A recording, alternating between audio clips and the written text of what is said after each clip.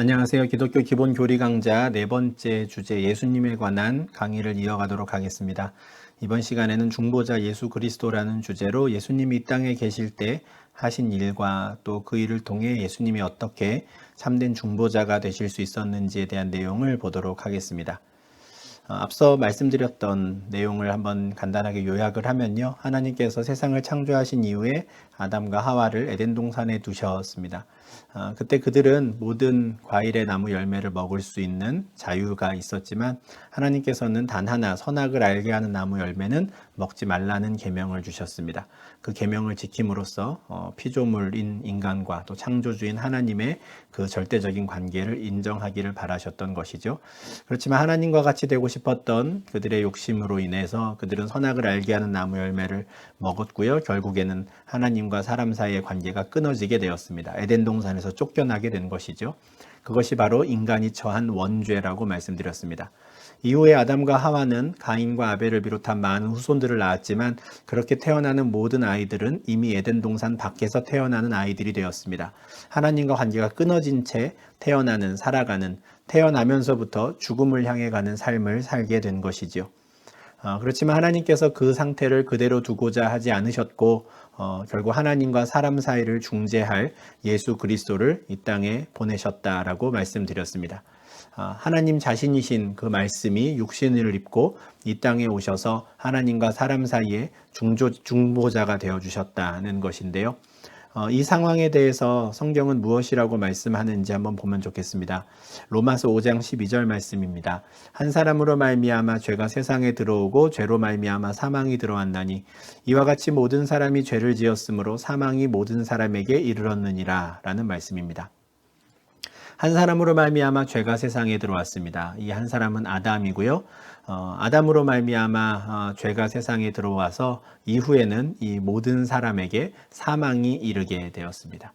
이 한 사람의 불순종으로 말미암아 이 모든 세상이 망가지게 된 것이죠. 그렇지만 하나님이 그대로 두지 않으셨다라고 말씀합니다.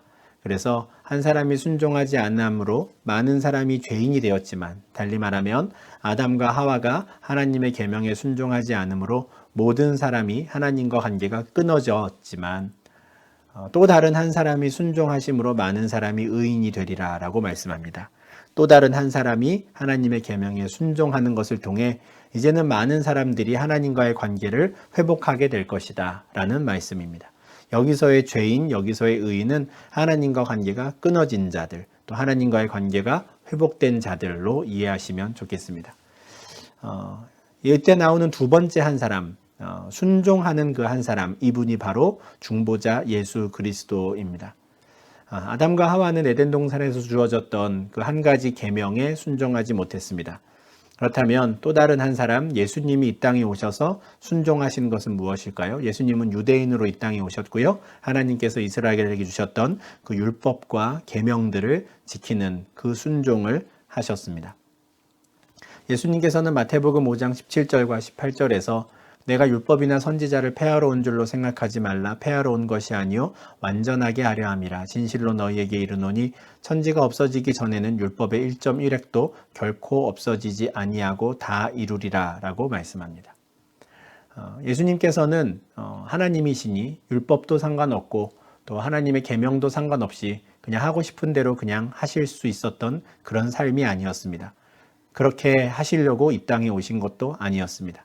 예수님이 이 땅에 오신 이유는 율법을 완전하게 하는 겁니다. 율법을 완전히 순종하는 것이죠.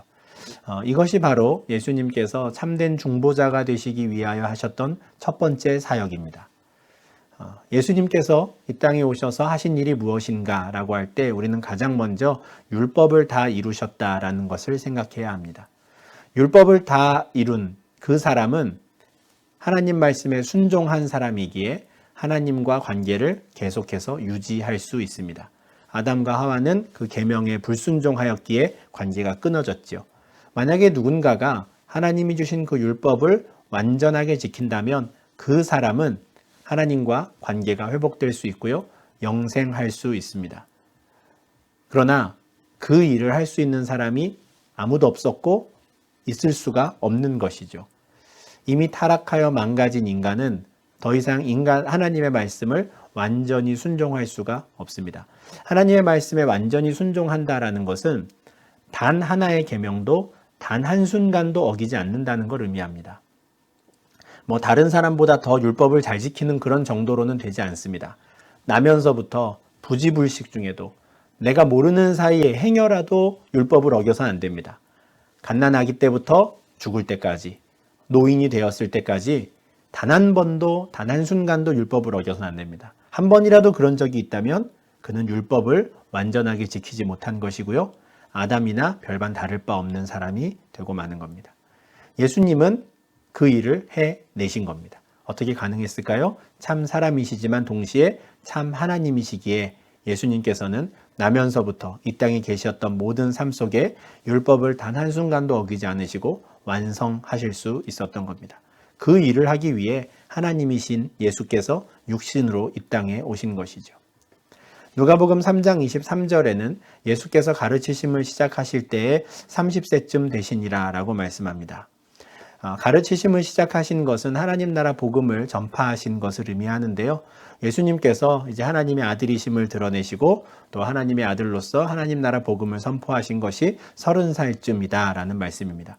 그러면 그 이전에는 예수님은 무엇을 하셨을까요?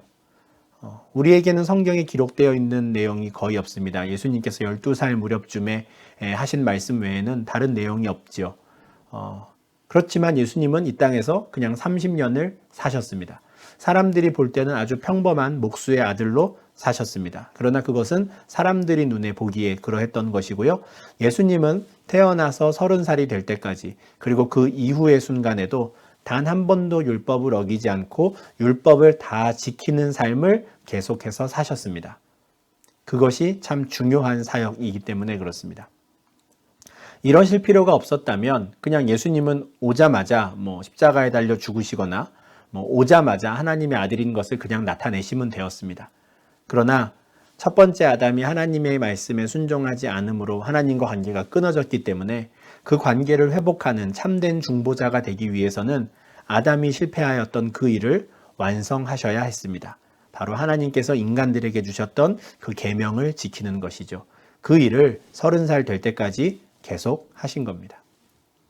그리고 요한복음 19장 30절에서 말씀하시는 것처럼 하나님께서 주신 그 모든 율법과 계명들을 다 이루었다라고 선포하시고 떠나가십니다. 이것이 예수님께서 참된 중보자가 되기 위해 하신 첫 번째 사역이라고 말씀드렸는데요. 이것을 잘 기억하셔야 합니다. 아담은 하나님의 계명을 지키는 일에 실패했으나 예수님은 참 하나님이시며 참 사람으로서 이 땅에 오셔서 모든 율법을 다 지키고 이루셨다라는 겁니다. 하나님의 법을 지킨 것이죠. 근데 법을 지킨다라는 것을 생각할 때 우리는 두 가지 의미를 생각해야 합니다. 왼쪽에 이 사진처럼 어떤 고속도로에 최고 속도가 80km라고 표시가 돼 있으면 80km로 안전하게 쭉 달려가는 것, 이게 법을 지키는 것이죠. 이 사역을 예수님께서 십자가에서 죽기 전까지 하신 겁니다. 단 한 번도 법을 어기지 않으시고 계속해서 법을 다 지키신 것이죠. 아담은 단 하나의 법을 지키는 데 실패했는데 예수님은 모든 율법과 계명들을 단 한 번도 어기지 않으시고 다 지키십니다. 단 한 번도 범칙금을 내시거나 카메라에 찍힌 적이 없으신 것이죠. 굳이 예를 들자면 그렇습니다. 그런데 인간은 그렇게 하지 못합니다. 법을 어기게 되죠. 법을 어기게 되면 어떤 일이 벌어집니까? 벌금을 내야 합니다. 그냥 교통규칙을 지키는 선에서 말씀드리면 그렇습니다. 우리는 법을 어겼을 때 벌금을 내라라고 하는 고지서를 받았을 때 우리는 또 다른 형태로 법을 지켜야 합니다. 이게 법을 지키는 두 번째 형태인데요. 무엇입니까? 그 대가를 치르는 겁니다. 벌금을 내는 것이죠. 내가 교통규칙을 한번 어겼는데 한번 어긴 그 규칙, 내가 규칙을 어긴 사람이라는 딱지를 떼려면 그 벌금을 내면 됩니다. 벌금을 내면 더 이상 내가 아무 날 아무 시 어디에서 그 교통규칙을 어긴 것에 대해서 더 이상 책임을 묻지 않습니다. 왜 그렇습니까? 벌금을 내는 것으로 그 대가를 치렀기 때문입니다. 예수님께서 하나님과 사람 사이에 참된 중보자가 되시기 위해서 두 번째로 하신 사역이 바로 이것입니다. 죄의 대가를 치르는 것이죠. 예수님께서 치르신 죄의 대가가 무엇이냐면 사망입니다. 왜냐하면 하나님께서 죄의 싹슨, 죄값은 죽음 외에는 없다라고 말씀하셨기 때문에 그렇습니다. 아담과 하와가 선악을 알게 하는 나무 열매를 먹은 그날 하나님은 반드시 죽으리라라는 그 말씀을 실행에 옮기십니다. 하나님과 관계가 끊어졌고요. 그들은 서서히 죽어가기 시작했고 이 땅에 태어나는 모든 아담의 후손들은 다 죽게 되었습니다. 죄값을 다 치르게 하시는 것이죠. 그런 식으로 하나님은 하나님의 법을 집행해 가시는 겁니다. 그런데 히브리서 4장 15절에 보면 예수님에 대해서 이렇게 말합니다. 우리에게 있는 대제사장, 대제사장은 하나님과 사람 사이를 연결하는 역할을 하는 사람인데요. 예수님을 지금 이렇게 표현합니다. 중보자 예수 그리스도이시죠. 그분은 우리 연약함을 동정하지 못하시리가 아니요 모든 일에 우리와 똑같이 시험을 받으시니로되 죄는 없으시니라 라고 고백합니다. 예수님은 하나님과 사람 사이의 중보자가 되기 위해 오셨는데 우리와 결정적으로 다른 큰 차이가 하나 있습니다. 우리는 죄를 이미 지었고요. 예수님은 죄를 짓지 않은 분이라는 겁니다. 예수님은 나면서부터 하나님과 한 분이셨고 잉태되는 순간에도 성령으로 잉태되셨기에 단 한순간도 하나님과 관계가 끊어진 적이 없었습니다. 그러니 나면서부터 온전하게 단 한 번도 하나님의 말씀을 어기지 않고 율법 가운데에서 사실 수 있었던 것이죠. 근데 문제가 뭡니까? 우리는 죄값을 치르기 위해 죽어가는데 예수님은 그러실 필요가 없는 분이라는 겁니다. 그렇다면 어떻게 그분이 우리의 중보자가 되실 수 있겠습니까? 우리와는 차원이 다른 분인데요. 더군다나 예수님께서 우리의 죄값을 치러주시려면 억지로 죄를 지으시거나 하셔야 되는데 그러실 필요도 없고 그렇지 않으신 분인 것이죠. 딜레마라면 딜레마인 상황입니다. 우리를 대신하여 죄값을 치러주셔야 하는데 죄를 짓지 않으시고 죄가 없으시니 죄값을 치르실 필요도 없어서 예수님은 사망에 이르지 않는 분인 겁니다. 율법을 완성한 것, 율법을 지킨 것은 예수님 당신이 하나님과 관계가 끊어지지 않고 계속해서 하나님과 교제하는 가운데 살아가시는 데에 도움이 되는 겁니다. 우리에게는 아무 의미가 없는 것이죠. 그 상태 그대로 예수님이 율법을 지키시다가 그냥 승천하시면 되는 겁니다. 그런데 그렇게 하기 위해 이 땅에 오신 게 아니라 예수님은 하나님과 사람 사이를 중재하러 오셨죠. 그래서 예수님께서는 아주 특별한 일을 하십니다.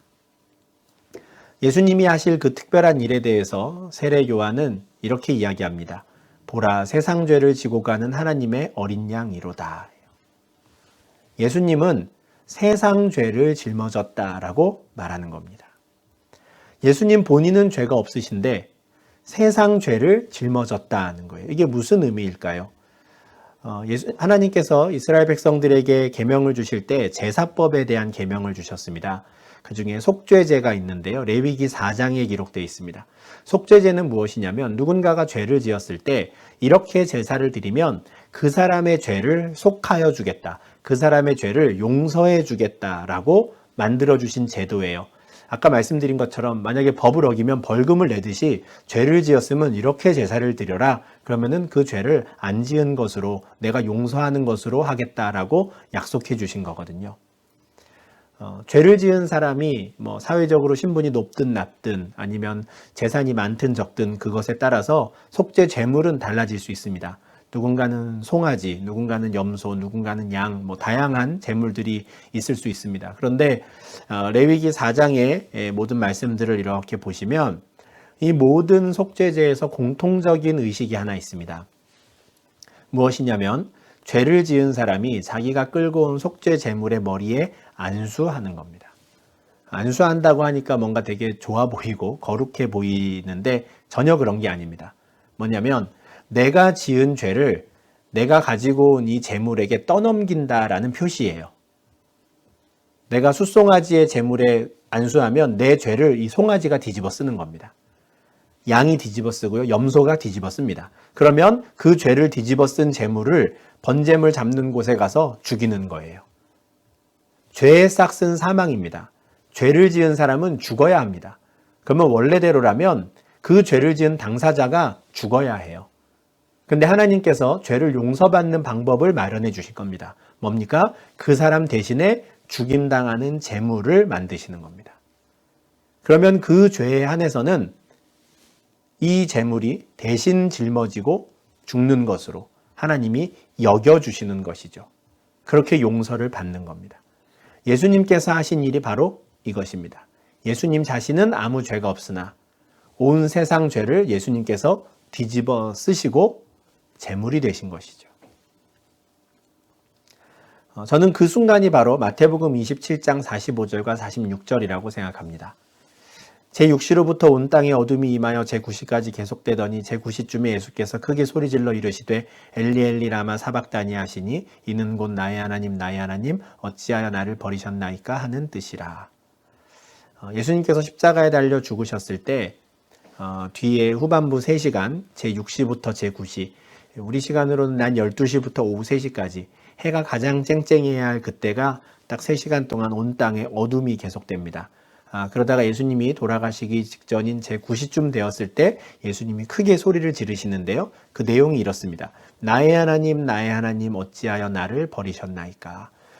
저는 이 순간이 예수님께서 세상의 모든 죄를 짊어지신 세상의 모든 죄를 뒤집어 쓰신 그 순간이라고 생각합니다. 왜냐하면 예수님께서 이때 아무리 하나님을 불러도 하나님의 얼굴을 볼 수 없었던 순간이기 때문에 그렇습니다. 하나님께서 예수를 버린 순간입니다. 참 인간의 언어로 이 순간을 표현한다는 게 참 경망스럽기도 하고 감히 이렇게 표현할 수 있을까 싶은데 다른 방법이 없습니다. 양해하고 들어주시면 좋겠습니다. 태초에 천지를 창조하시기 이전부터 지금까지 삼위 하나님의 관계가 끊어진 적은 단 한 번도 없습니다. 그럴 수가 없지요. 어떻게 삼위 하나님의 관계가 서로 끊어질 수 있겠습니까? 삼위일체이신데요. 잉태되신 순간부터도 성령으로 잉태되셨고 나면서부터 지금까지 언제나 예수님은 하나님과 하나였습니다. 예수님이 하나님을 부르면 하나님은 바로 응답하셨고요. 예수님의 모든 말씀은 하나님의 뜻 안에서 이루어졌습니다. 그런데 그 관계가 끊어진 순간이 벌어진 겁니다. 저는 예수님께서 겟세마네 동산에서 피땀을 흘려가면서 하실 수 있거든 이 잔을 나에게서 지나가게 해주십시오라고 기도하셨던 건 바로 이 순간에 대한 두려움 때문이었다고 생각합니다. 못을 박히는 것, 육체적인 고통에 대한 두려움은 저는 문제가 아니었다고 생각해요. 그 일을 하러 오셨는데 이제 와서 그게 두려웠다라고 말하기는 어려운 것 같습니다. 예수님이 정말 염려하고 걱정하셨던 건 바로 이 순간이에요. 하나님이 더 이상 나를 바라보지 않는 그 순간, 하나님이 나를 버리시는 그 순간, 이때까지 그런 일이 없었고 앞으로도 없을 전무후무한 그 일이 벌어질 순간인데요. 예수님이 세상의 모든 죄를 뒤집어 쓴 그 순간 공의로우시고 거룩하신 하나님은 더 이상 죄를 뒤집어 쓴 예수와 함께 하실 수 없는 겁니다. 그 관계를 끊어버리시는 것이죠. 세상의 모든 죄가 예수에게 뒤집어 쓰여진 그 순간 더 이상 예수님은 하나님을 부를 수 없고 바라볼 수가 없습니다. 버림받은 죄인이 되신 것이죠. 자기 죄 때문이 아니라 세상 죄를 짊어지고 가는 어린 양이 된 겁니다. 속죄 제물이 그 죄를 지은 사람의 모든 죄를 뒤집어 쓰고 죽임당하듯이 자기의 죄가 아니라 세상의 죄를 뒤집어 쓰고 예수가 죽은 것이죠. 죄값을 치르신 겁니다. 이것이 예수님께서 하나님과 사람 사이에 참된 중보자가 되시기 위해서 하셨던 두 번째 사역입니다. 물론 예수님께서 이렇게 하신 것으로 끝나지 않습니다. 예수님께서는 처음부터 자기 목숨을 많은 사람의 대속물로 주기 위해 이 땅에 오셨고 또 자기를 대속물로 주신 것을 증거로 삼아서 이 복음이 전파되게 하셨는데요. 예수님의 죽음이 우리 모두의 대속물로서의 죽음이다라는, 우리의 죄를 속함받기 위한 죽음이다라는 것은 예수님의 부활을 통하여 증명되었습니다. 다른 인간의 죽음과 예수님의 죽음의 차이가 여기서 나타나는 것이죠. 우리는 죄값을 치르느라 죽고 끝납니다. 모든 인간의 죽음은 그것으로 끝이죠. 그러나 예수님께서는 그렇게 하지 않으셨습니다. 성경대로 죽으셨고 성경대로 다시 살아나셨습니다. 그것을 통하여 예수가 그리스도이심을 증명한 것이죠. 예수님이 돌아가시고 사흘 만에 여자들이 향품을 가지고 무덤을 찾아왔습니다. 그런데 이미 무덤 문이 열려 있지요. 그곳에 들어가 보니 두 천사가 보입니다. 그리고 그 두 천사가 이렇게 말하지요. 어찌하여 살아있는 자를 죽은 자 가운데서 찾느냐? 여기 계시지 않고 살아나셨느니라. 세상의 모든 죄를 뒤집어쓰고 죽으신 이후에 그 죽음에서 부활하셨습니다. 만약에 죽고 끝났다면 예수님의 죽음이 누구 때문인지 우리는 알 수 없었을 겁니다. 죽고 끝났다면, 아직도 예수가 무덤에 있다면 그냥 예수는 그냥 평범한 다른 사람 중에 한 사람일 거예요. 그러나 예수님의 무덤은 비어 있고요. 예수님은 다시 살아나셨습니다. 세상 모든 죄를 그에게 뒤집어 씌우고 죽게 하신 하나님께서 그를 다시 살리신 것이죠. 그리고 예수님을 주와 그리스도가 되게 하셨습니다. 사도행전에서 사도들이 그렇게도 선포하였던 복음의 메시지가 바로 이것이죠. 그리고 이 일을 통하여 드디어 예수님이 하나님과 사람 사이를 이제는 중보하는 참된 중재자가 되었고, 이제는 더 이상 예수를 통하여 다른 사람들이 죽지 않는, 이미 죄값을 대신 치르신 예수가 계시니 죽어도 살겠고라는 그 부활의 복음이 사람들에게 전해지고, 이제 그 복음이로 말미암아 하나님과 사람 사이가 화목하게 되는 일이 벌어지는 겁니다. 그래서 우리는 예수님을 하나님의 사랑과 공의라고 부릅니다. 하나님의 사랑이 예수님을 통해 나타났고요. 하나님의 공의로우심이 예수님을 통해 나타났습니다. 하나님이 세상을 이처럼 사랑하셔서 우리를 위하여 독생자를 내어주셨습니다. 그리고 그분이 이 땅에 오셔서 모든 율법을 이루셨죠. 모든 율법을 완성하셨습니다.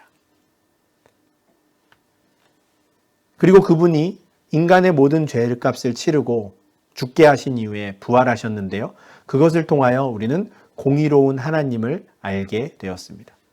하나님은 아무리 세상을 사랑하신다 하더라도 아담이 범한 그 죄로 인하여 하나님과 관계가 끊어진 인간들을 아무렇지도 않게 다시 그냥 용서하실 수는 없었습니다. 공의로운 분이시니까요. 반드시 죄값을 치러야지요. 대신 그 죄값을 예수로 하여금 치르게 하시고 부활하게 하심으로 이 모든 상황을 종료하신 겁니다. 그래서 우리는 예수님의 십자가를 통하여 하나님의 사랑을 볼 수 있고요. 또한 하나님께서 얼마나 죄를 싫어하시고 미워하시고 얼마나 올바르고 공의로운 분인지를 우리는 보게 되는 겁니다. 하나님께서 예수님을 통하여 하신 이 일, 이것을 로마서에서는 하나님의 의라고 부릅니다. 이때까지 하나님께서 나타내셨던 의는 율법이었습니다. 하나님께서 원하시는 삶의 모습, 하나님께서 기뻐하시는 삶의 모습이 어떤지 율법을 통해 알려주셨죠. 그런데 그것 외에 또 다른 하나님의 한 의가 나타납니다. 그 의가 무엇입니까? 율법과 선지자들에게 증거를 받은 그 의는 율법과 선지자의 글을 다 완성한 하나님의 의입니다. 바로 예수 그리스도이시죠. 그 예수 그리스도가 곧 하나님의 의이고요. 그 하나님의 의는 모든 믿는 자에게 영향을 미친다라고 말씀합니다. 원래 하나님의 심판 기준은 행한 대로 보응하시는 겁니다. 이것이 하나님의 변함없는 심판 기준이에요. 선을 행하는 사람에게는 영생을 주시고요. 악을 행하는 사람에게는 진노와 분노를 내리십니다. 이건 바울뿐만 아니라 베드로도 하나님의 심판 기준을 이렇게 말합니다. 각 사람의 행위대로 하나님은 심판하신다라는 거예요. 바로 이러한 심판 기준 때문에 하나님은 율법 외에 또 다른 하나님의 의를 나타내신 겁니다. 예수 그리스도를 보내셔서 모든 율법을 지키게 하시고 율법을 어긴 인간의 죄값을 대신 치르고 죽게 하시고 그리고 부활하게 하신 것이죠. 그리고 그 예수 그리스도를 믿는 자들은 어떻게 합니까? 하나님의 의를 선물로 주시는 겁니다. 하나님께서 예수 그리스도를 통해서 이미 다 하신 그 일을 믿음을 가진 자들이 했다고 여겨주시는 것이죠. 예수 그리스도를 통해서 율법을 다 완성하신 것, 이미 죗값을 치른 것, 그것을 믿는 자들이 했다라고 여겨주시는 겁니다. 그것이 바로 모든 믿는 자에게 미치는 하나님의 의의가 되는 것입니다. 어떻게 믿음을 가진 것만으로 예수님이 하신 일이 내가 한 일이 될 수 있습니까? 로마서 6장 5절은 믿음으로 인해 세례를 받은 자들은 그의 죽으심과 같은 모양으로 예수와 연합하였다라고 말하고요. 그러하니 예수의 부활과 같은 모양으로 연합할 것이다 라고 말합니다. 믿음을 갖는다라는 건 그냥 관념적인 것이 아닙니다. 나 예수님 믿어 라고 그냥 입술의 말로 끝나는 게 아니에요. 모든 믿는 자에게 미치는 하나님의 의라는 것은 믿음을 갖는 사람은 그 믿음을 통하여 예수 그리스도와 연합하게 된다라는 의미입니다. 이미 율법을 다 이루시고 심지어 율법을 어긴 그 죗값도 다 치르시고 승리하신 그 예수님이 믿음을 가진 자와 연합하여 하나가 되시는 겁니다. 더 이상 하나님께서 그 사람을 바라볼 때 그 사람 혼자 보지 않으시고 믿음으로 연합해 있는 예수 그리스도를 통하여 그를 보게 되시는 것이죠.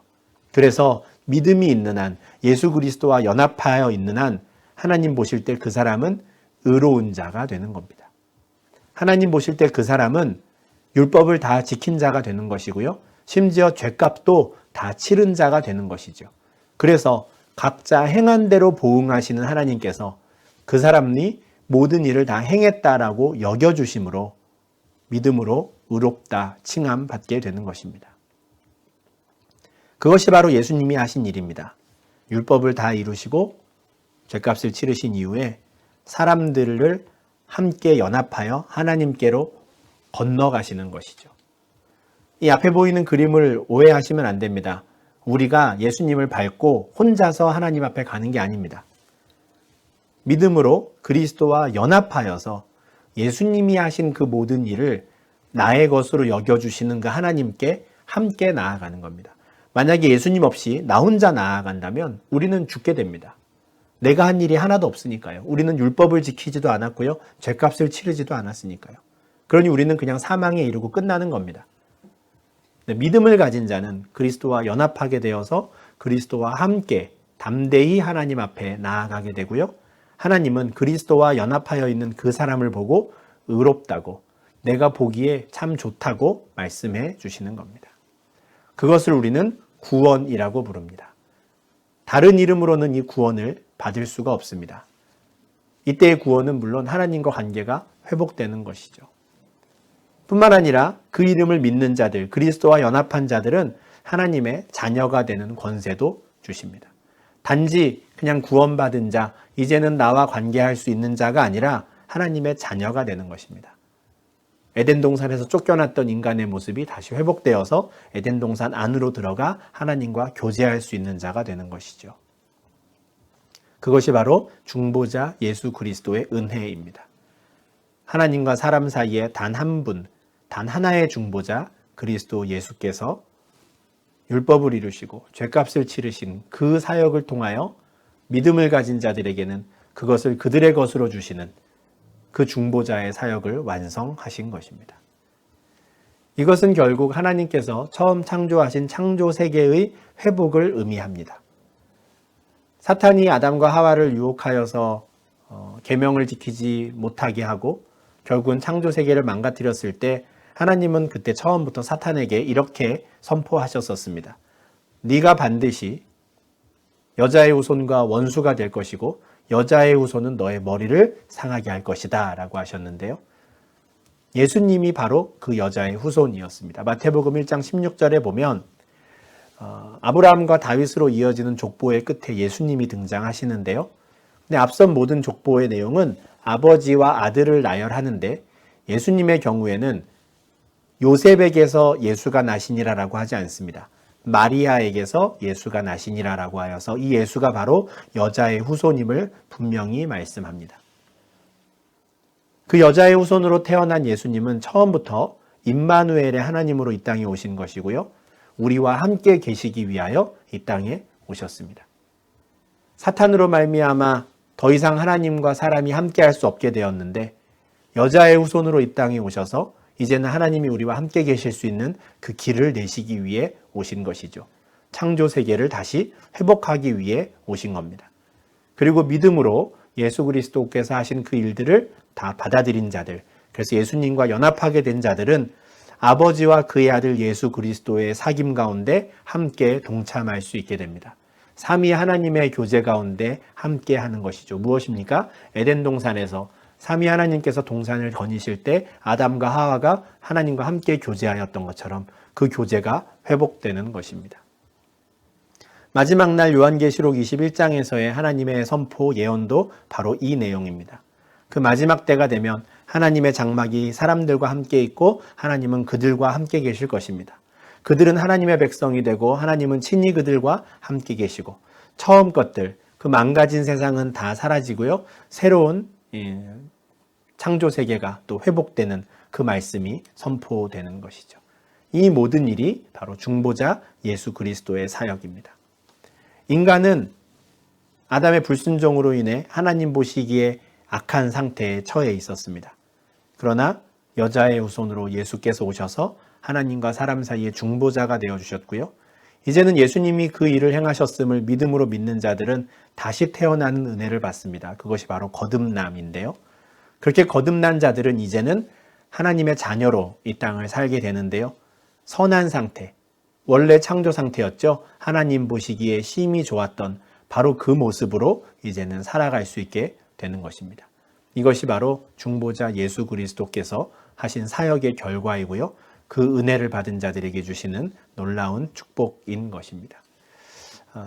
우리가 예수님에 대해서 참 많은 내용들을 다룰 수 있고 또 배워야 하지만 이 기본 교리에 관해서는 이 정도로 정리를 하면 좋겠습니다. 왜 하나님께서 이 땅에 오셨어야 했는가, 그 이유를 잘 기억하시고요. 이번 강의를 통해서는 이 땅에 오신 예수님께서 무슨 일을 하셨길래, 어떻게 하셨길래 우리가 그 은혜를 받을 수 있었는가, 율법을 다 지키셨고 죄값을 치르셨다라는 이 두 가지 중보자 예수 그리스도의 사역을 기억하시면 좋겠고요. 또 그 은혜를 모두가 받을 수 있는 것이 아니라 믿음으로 말미암아 받을 수 있음을 기억하여서 그 믿음을 가진 자들은 예수 그리스도와 연합하여서 예수님이 행하신 그 모든 일들을 하나님께서 나의 것으로 여겨주신다라고 하는 이 놀라운 은혜들을 꼭 기억하고 하나님 보시기에 좋은 하나님의 자녀로 이 땅을 살아가는 우리 모두가 될 수 있으면 좋겠습니다. 이렇게 해서 네 번째 강의를 마치고요. 다섯 번째 강의는 우리가 성령님에 대해서 삼위일체 하나님의 성부 하나님, 이제 성자 예수님을 했고요. 이제는 성령님에 대한 내용을 다섯 번째 강의에서 함께 보도록 하겠습니다. 감사합니다.